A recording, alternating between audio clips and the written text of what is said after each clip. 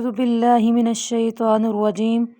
بسم اللہ الرحمن الرحیم ثم عفونا عنکم من بعد ذلک لعلکم تشکرون ثم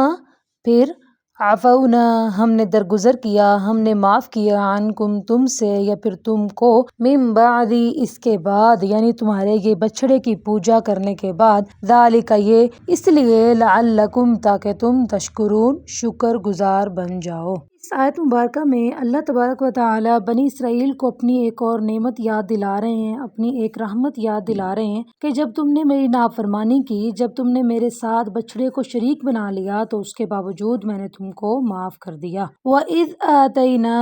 اور جب دیا ہم نے موسیٰ الکتاب موسیٰ علیہ السلام کو کتاب، والفرقان اور دوسرے معجزے، لعلکم تاکہ تم تہتدون ہدایت پا جاؤ۔ وَإِذْ اور جب اللہ تبارک و تعالیٰ فرماتے ہیں کہ جب ہم نے حضرت موسیٰ علیہ السلام کو کتاب اور دوسرے معجزے دیے، ان معجزوں سے مراد یہ بھی ہو سکتا ہے کہ جو ان کو چھوٹے چھوٹے معجزے دیے گئے، اور اس کے علاوہ اس سے یہ مراد بھی ہو سکتا ہے کہ جو ان کو اللہ تبارک و تعالیٰ نے کتاب تورات ایک صحیفوں کی شکل میں دی تھی، ایک تختیوں کی شکل میں دی تھی، تو اللہ تبارک و تعالیٰ فرماتے ہیں یہ دینے کا مقصد یہ تھا تاکہ تم ہدایت پا جاؤ۔ وَإِذْ قَالَ مُوسَىٰ لِقَوْمِهِ يَا قَوْمِ إِنَّكُمْ ظَلَمْتُمْ أَنفُسَكُمْ بِاتِّخَاذِكُمُ الْعِجْلَ فَتُوبُوا إِلَىٰ بَارِئِكُمْ فَاقْتُلُوا أَنفُسَكُمْ۔ وَإِذْ اور جب قال کہا موسیٰ علیہ السلام نے، لقومہ اپنی قوم کے لیے، یا قومی اے میری قوم، انکم ظلمتم انفسکم بے شک تم نے ظلم کیا ہے اپنی ہی جانوں پر،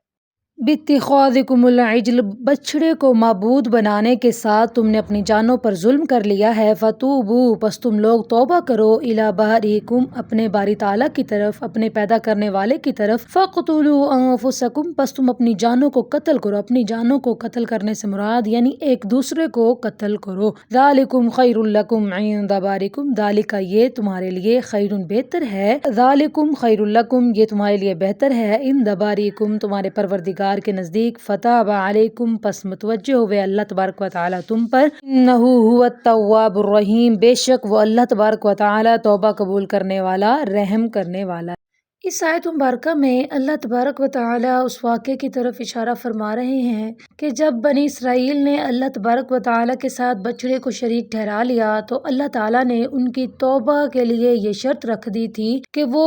جو ایمان والے ہیں، جو مومن ہیں، وہ ان لوگوں کو قتل کر دیں جنہوں نے کفر کیا ہے، جنہوں نے شرک کیا ہے۔ تو اللہ تبارک و تعالی نے ان کے لیے یہ شرط رکھ دی تھی، جب انہوں نے ایسا کیا تو اللہ تبارک و تعالی نے ان کو معاف فرما دیا، ان کے گناہوں کی بخشش کر دی۔ عطا فرماتے ہیں کہ بے شک هو التواب الرحیم وہ توبہ قبول کرنے والا، رحم کرنے والا ہے۔ صدق اللہ العظیم۔